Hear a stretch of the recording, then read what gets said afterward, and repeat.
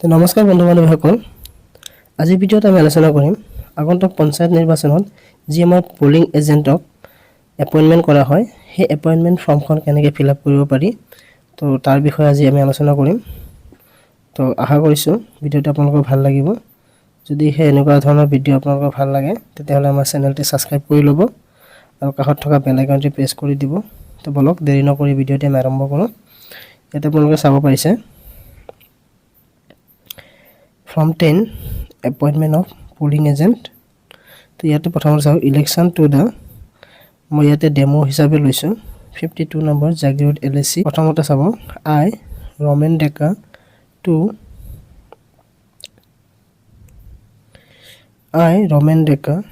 Election agent of Arup Das.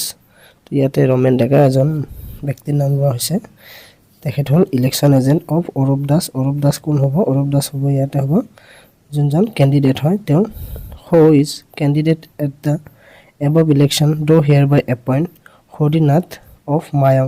অৰ্থাৎ অৰূপ দাস নামৰ কেণ্ডিডেটৰ হৈ ৰমেন ডেকাই ইয়াতে দিছে হৰিনাথ নামৰ মানুহজন যোনজন মায়ঙৰ হয় তেখেতক পলিং এজেণ্ট ৰূপে ইয়াতে এপইণ্ট কৰিছে। হু is candidate at the above election do hereby appoint Harinath Mayong name and address. তেখেতৰ ইয়াত ফুল নেম আৰু এড্ৰেছটো হ'ব। ৰেজিষ্টাৰ্ড এজ ভোটাৰ এৰ চিৰিয়েল নাম্বাৰ, ইয়াতে তেখেতৰ যি চিৰিয়েল নাম্বাৰ থাকে ভোটাৰ লিষ্টত সেয়া ভৰাব। অফ পাৰ্ট নাম্বাৰ, য'ত পাৰ্ট নাম্বাৰ এটা থাকে সেই পাৰ্ট নাম্বাৰটো আপোনালোকে ইয়াতে দিব লাগিব। মই ইয়াত কোৱা বুলি দিছোঁ হেভিং এপিক নাম্বাৰ HLF, এনেকৈ যি আমাৰ এপিক নাম্বাৰ থাকে সেই এপিক নাম্বাৰখিনি ইয়াত ভৰাব লাগিব। As a polling agent to attend polling station number, ইয়াত আপোনালোকে পোলিং ষ্টেচনৰ যোনটো নাম্বাৰ থাকে সেইটো ভৰাই দিব।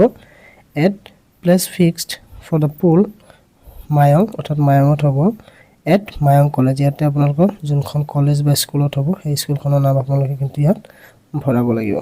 তাৰপিছতে ইয়াতে আপোনালোকে signature of candidate or election agent, তো ইয়াত আপোনালোকে ইলেকশ্যন এজেণ্ট নাইবা যদি কেণ্ডিডেটে এয়া ৰিকমেণ্ড কৰে তেতিয়াহ'লে তেখেতৰ ইয়াতে ছিগনেচাৰটো হ'ব আৰু ইয়াতে প্লেচটো হ'ব আৰু যোনদিনাখন ইলেকশ্যন হ'ব সেই ডেটটো আপোনালোকে ইয়াত ভৰাব লাগিব।